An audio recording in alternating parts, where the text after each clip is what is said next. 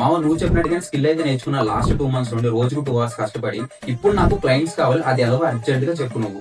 నువ్వు స్కిల్ నేర్చుకున్నావా? ఏం నేర్చుకున్నావు? వీడియో ఎడిటింగ్ నేర్చుకున్నాను. పోర్ట్ఫోలియో ఉందా మరి? ఉంది, మనం నువ్వు పోర్ట్ఫోలియో టెంప్లెట్ ఇచ్చావు కదా, అది నేను బిల్డ్ చేసుకున్నాను. నీకు మన ఫాలోవర్స్ కి చెప్తా, వీడియో లాస్ట్ దాకా చూడండి, లేదంటే వీడియోని సేవ్ చేసుకోండి. ఫ్రీలాన్సింగ్ స్టార్ట్ చేస్తే ఫస్ట్ క్లయింట్ రావడం అనే ప్రాసెస్ లో చాలా మంది అక్కడ ఆగిపోతారు. నేను కూడా సిచ్యువేషన్ ని ఫేస్ చేశాను. బట్ నేనైతే ఈ 4 steps ఫాలో అవడం వల్ల నాకైతే క్లయింట్స్ అనే వాళ్ళు ఈజీగా వచ్చారు. అందులో 4th step నా ఫేవరెట్ అనమాట.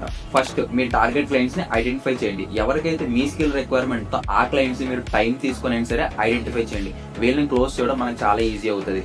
సెకండ్, ఇన్స్టాగ్రామ్ లో మీరైతే ఒక పేజ్ స్టార్ట్ చేయండి. అందులో మీ స్కిల్ రిలేటెడ్ మీ ప్రీవియస్ వర్క్స్ అయితే పోస్ట్ చేయండి. ఆ పేజ్ నుండి క్రియేటర్స్ అందరికి కోల్డ్ డీమ్స్ అనేవి చేయండి. ఇనిషియల్ గా మీకు ఒకవేళ వర్క్ వచ్చినా సరే మీరు ఎక్స్పెక్ట్ చేసిన ప్రైస్ అయితే మీకు ఎవరు పే చేయరు, ఎందుకంటే మీ దగ్గర అంత వర్క్ ఉండదు, ఎక్స్పీరియన్స్ కూడా ఉండదు కాబట్టి. సో స్టార్టింగ్ లో మీరైతే తక్కువ ప్రైస్ కైనా చేయండి, లేదంటే ఫ్రీగా అయినా క్లయింట్ కి సర్వీస్ అయినా ప్రొవైడ్ చేయండి 1 month దాకా. దీనివల్ల మీకు పోర్ట్ఫోలియోలో వర్క్ అయినా ఉండదు, అండ్ ఆల్సో మీకు ఎక్స్పీరియన్స్ కూడా వస్తుంది ఆ స్కిల్ మీద.